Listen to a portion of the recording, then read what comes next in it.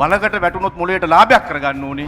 වලකට වැටුනහම මොලේට ලාභයක් කරගන්න ඕනේ. මොලේට ලාභයක් නොකරගත්තොත් වලකට වැටෙන එකේ තේරුමක් නැතුව යනවා කියලා මීට ටික කාලයකට කලින් අපිට කියලා දුන්න චරිතයක් හිටියා. ඒ තමයි විමල් වීරවංශ. වලකට වැටුනොත් මොලේට ලාභයක් කරගන්න ඕනේ. මොලේට ලාභයක් නොකරගත්තොත් වලකට වැටිච්ච එකේ තේරුමක් නැති යනවා. වලකට වැටුනහම මොලේට ලාභයක් කරගන්න ඕනේ කියලා විමල් අපිට කියලා දුන්නට වලවල් දෙක තුනකට වැටිලා විමල්ගේ මොලේට ලාභයක් වෙන්නේ නෑ වගේ හැඟීමක් අපිට දැනෙනවා. ඒ විතරක් නෙවෙයි, තව වලවල් වලට වැටි වැටි එයා වැටුණු වලවල් වලට තව මිනිස්සු වට්ටන්න හදනවද කියලාත් අපිට පෙනෙනවා. ඔය බෙලියත්තේ සනා නොහොත් පුවක් දණ්ඩාවේ සනාගේ වලට වැටෙන්න කලින් විමල් වීරවංශ වැටිලා හිටියේ දිලිත් ජයවීරගේ වලේ. ඒ වලේ ඉන්න ගමන් විමල් අපෙන් අහපු කතාවක් තමයි මේ වැටුණු රටක ජාතිකත්වයට පණ දෙන,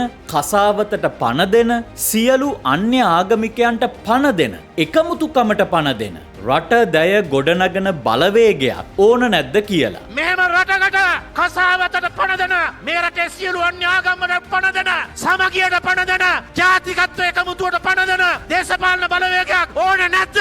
ඒක අපෙන් අහලා එයාම ඕනේ කියලා තුන් පාරක් විතර කියලා ඒකට සුදුස්සා දිලිත් ජයවීරයි කියලා බෙරිහන් දීපු විමල් වීරවංශම තමයි පස්සේ දවසක කිව්වේ දිලිත් ජයවීර පාර්ලිමේන්තු ගියාට පස්සේ එයාට තර්ජනයක් වෙයි කියලා හිතන කිසිම දේශපාලන කඳවුරකට එයාගේ නාලිකාවේ ඉඩ ලැබෙන්නේ නෑ කියලා. මෙයාගේ හාම්පුතා චන්දිල්ලා ජාතික ලැස්තුවේ පාර්ලිමේන්තුවට ආවට පස්සේ මෙයාගේ හාම්පුතාට තර්ජනයක් වෙයි කියලා අභියෝගයක් වෙයි කියලා හිතන කිසිම දේශපාලන ව්‍යාපාරයකට එයාගේ නාලිකාවේ ඉඩ ලැබෙන්නේ නෑ. ඒක තමයි ඇත්ත. ඒ හාම්පුතාගේ මේනියාව. දෙයියනේ ජාතිකත්වයේ රකින්න, කසාවත රකින්න, වැටුණු රට ගොඩනගන්න පුළුවන් එකම බලවේගය අපි කියලා. ඒ බලවේගයේ නියමුවා දිලිත් ජයවීරයි කියලා තමන්ගේ කටින්ම කියපු මිනිහා අවුරුද්දක් විතර යනකොට ඒ කටින්ම දෙරනේ මයික් එකක් පෙන්නලා කියනවා මෙයාගේ හාම්පුතා පාර්ලිමේන්තු ගියාට පස්සේ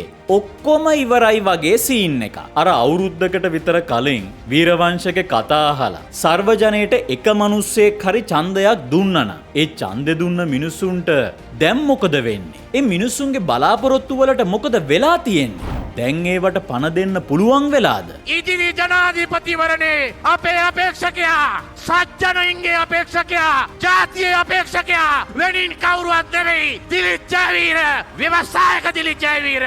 ඔය මේ පුවක් දණ්ඩාවේ මේ සනාගේ සීන් එකක් හින්දා විමල් වීරවංශ බොරු කියලා මාට්ටු වෙලා පච වුණ එක අපි මේ පුදුමයක් කරගන්න යන්න ඕනේ නෑ. මොකද විමල් වීරවංශ බොරු කියලා මිනිස්සු මුලාවටපත් කරපු පළවෙනි අවස්ථාව නෙවෙයිනේ මේක. බලය වෙනුවෙන් වීරවංශ වේදිකාවල් උඩ බොරු කියපු විදිහ, සමාජයේ ඉස්සරහා බොරු කියපු විදිහ මං ආයෝවාලට අමුතුවෙන් කියන්න යන්න ඕනේ නෑනේ. ඒ ගැන මේ නාලිකාවෙම වීඩියෝ 3ක් විතර තියෙනවා. හැබැයි මේක විශේෂ වෙන්නේ මේ පාර තමයි වීරවංශ පොලිසියකට ගිහිල්ලා තමන් කිව්වේ පදනම් විරහිත ප්‍රකාශයක් කියලා උත්තර දීලා ඇවිල්ලා තිබ්බේ. හරියටම කිව්වොත් තමන්ගේ කලින් කරන ලද ප්‍රකාශය බොරු කියලා ඔප්පු වුණේ මේ පාර. ඒ වීරවංශක ප්‍රකාශය මං අමුතුවෙන් මෙතන කියන්න යන්නේ නෑ. සහ වීරවංශක ප්‍රකාශය මාධ්‍යයට දාපු එකට මම විරුද්ධයි. වීරවංශ මොන වගේ මිනිස්සෙක් වුණත් ඒ ප්‍රකාශය හරහා මොන වගේ බලපෑමක් එල්ල වුණත් ඒවට අධිකරණයෙන් විසඳුම් දෙනවා මිස අධිකරණයට කියන්න ඕනේවා මාධ්‍යයට කියන්න යන්න ඕනේ නෑ. කොහොම හරි වීරවංශ කියලා තියෙනවා තමන් කියපු දේ විකෘති කරලයි මේ මාධ්‍යයට ඉදිරිපත් කරලා තියෙන්නේ කියලා. දැන් කරන්න තියෙන්නේ විමල්ට පුළුවන් ආයෙ ප්‍රෙස් කොන්ෆරන්ස් එකක් තියලා ඇත්තටම තමන් මොනවද කිව්වේ කියලා මාධ්‍යයටම ඇවිල්ලා කියන්න. එහෙම නැත්නම් ඊට එරෙහිව ක්‍රියාමාර්ගයක් ගන්න. ඒ මොනවා වුණත් ඔයාලට කියන්න තියෙන්නේ මෙච්චරයි. තමන්ගේ මොලේටවත් ලාභයක් කරගන්නේ නැති මිනිස්සුන්ගේ කතා අහලා බොරුවට මේ ඔයාලගේ මොළවලට ලාභ කරගන්න කියලා හිතාගෙන එයාලගේ වලවල් වලට වැටිලා ඔයාලා නිකන් ඔයාලගේ මොළ සවුත්තු කරගන්න යන්න එපා. වලකට වැටුනොත් මොලේට ලාභයක් කරගන්න ඕනේ. මොලේට ලාභයක් නොකරගත්තොත් වලකට වැටිච්ච එකේ තීරුමක් නැති යනවා.